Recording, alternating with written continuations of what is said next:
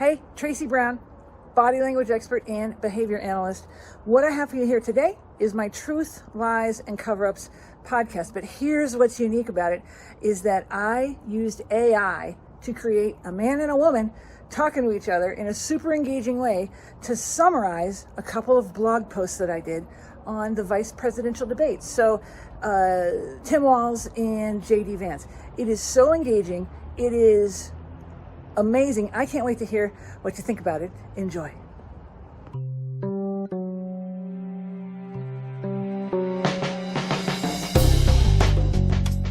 Welcome to Truth, Lies, and Coverups. I'm Traci Brown, body language expert and behavior analyst. I've spent the last 25 years reading people, uncovering secrets hidden in plain sight to find the truth in crimes, politics, and billion-dollar business deals. I want you to be able to know what's really going on out there from the experts themselves. Tell whose pants are on fire, better inform your most important decisions, and build your bottom line. Let's dive in. Today, I've got something a little different for you. You see, I haven't really covered much of the actual body language analysis that I do on this show. So I'm going to start doing it in bite-sized chunks with the help of AI. Yeah, it turns out AI does a fantastic job of making my blogs engaging for this audio format. Now, these hosts aren't real, but they're basing what they say off of my writing, which I'll put a link to in the show notes so you can see for yourself. Enjoy. Okay, so get this right. Today we are diving deep into the world of body language. It's all about going way beyond like those polished speeches we always hear and getting into what these politicians' bodies are actually saying. And we're doing that with, let me make sure I get this right, an expert's analysis of the latest VP debate, specifically J.D. Vance and Tim Walz. I love it. It's like we're about to unlock a whole secret language. Seriously. Because, politicians always choosing their words so carefully. Absolutely. But their bodies, they tell a whole nother story. And that's what we're going to uncover today. Can't wait. So to kick things off, we're looking at the work of this body language expert, Traci Brown. She is like the guru in this field. Yeah, she's amazing. And she breaks down some seriously fascinating moments. Right. Okay, so first up, J.D. Vance. Brown noticed something about him, and honestly, I would totally missed it. When certain topics come up, like Trump's fitness for office, Vance's eyes, they close for a beat too long. It's longer than a blink. It's almost like he wants to, shut it all out. It's so interesting you say that because that is a classic example of nonverbal leakage. Nonverbal what now? It's when our bodies totally betray us, even if we're trying to play it cool with our words. Those extended eye closures, huge tell. It suggests that Vance might be trying to distance himself from whatever's being talked about, maybe some internal conflict he's trying to push down. Next question, please. Oh, wow. That's wild. A part of him is literally saying, can we move on? Exactly. Yeah. And it gets even more interesting. So Brown points out this other moment with Vance where he stumbles over the word dishonest. Dishonest. Yeah. And get this, as he does, he makes this gesture. It's eerily similar to one that Trump uses all the time.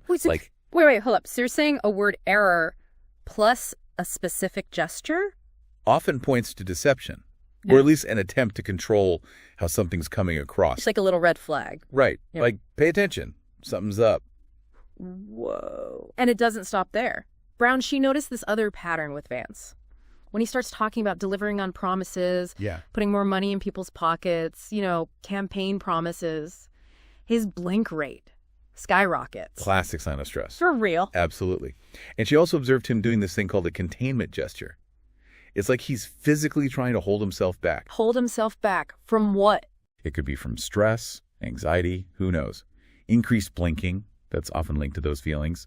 And the containment gesture that just emphasizes it even more. So we're basically seeing Vance getting uncomfortable. Yeah, he's maybe feeling the heat. The pressure's on. And to top it off, get this, Brown flags this stop gesture Vance does whenever the conversation turns to consistency. Oh, yeah, I saw that. It's like he's physically shutting down the whole conversation. Exactly. Nope, moving on. That stop gesture, that's a signal he wants to avoid that line of questioning, 100%. And you have to wonder, that hesitation around consistency, does it make voters question if he's actually moved on from those past positions? Right. Like, is he really who he's presenting himself to be right now? Exactly. Seriously, it's like you start to see these politicians in a whole new light. Right. You start noticing things you never would have before. Okay, so we've seen how Vance, like, his body language kind of betrays him sometimes. Mm-hmm. Definitely. But what about Tim Walz? Here's where Traci Brown's analysis gets really wild. Like, she's been doing this for 25 years, analyzing body language, and she says she's never seen this particular combo of emotional responses before. See, and that's what always gets me about this stuff. There's always something new to learn. Totally. Huh. So we've all heard about, fight, flight, freeze, those classic stress responses. Oh, absolutely. Like when you're about to do a big presentation and you either want to punch someone, run away, or you just completely freeze up. Exactly. But what's crazy is those responses are usually based on one of 4 basic emotions, right? Yep. Anger, sadness, fear, or guilt. Right. And here's the thing with Walz, and this is what's so unexpected, Brown. She observed that he seems to default to sadness under pressure. Interesting. I know, right? You'd expect to see, like, anger or even fear in a situation like that, a debate. You would, wouldn't you? So how does she even know that's what he's feeling? Sadness. Well, she points to the eyebrows. The eyebrows. Yeah, it's subtle, but apparently when the tips of his eyebrows turn up above the bridge of his nose, it's a classic sign of sadness. And she noticed him doing it a bunch throughout the debate. Wow, okay. I'm definitely going to have to go back and rewatch that, looking out for those eyebrows. So it's not just sadness, though, right? Nope, there's more to it than that. Okay, because that's already interesting enough, but there's more. Alongside the sadness markers, she also picked up on signs of fear in his body language. Fear? Like what kind of signs? Things like wide eyes, moving around quickly, even what some analysts described as like a panicked look towards the moderators at one point. No way. So he's showing signs of both sadness and fear. That's like a weird combination. It's definitely unusual, to say the least. Makes you wonder what's going through his head. It does, doesn't it? Like, is it the pressure, the fear of messing up? Or is it something totally different? Who knows? We can't really get inside his head. True. But it's like that deer in the headlights look, You just want to tell him to breathe. Yeah, I can see that. Okay, but get this, right? There's one more thing with Walz, and it's a big one. Brown, she noticed this very specific gesture he does.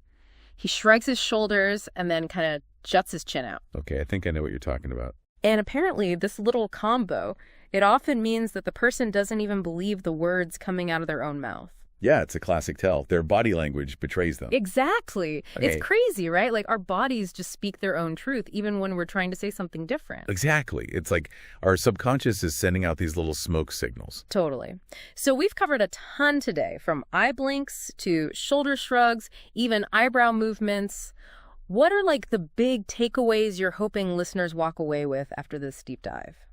Well, for me, it all comes down to this. Body language matters, big time.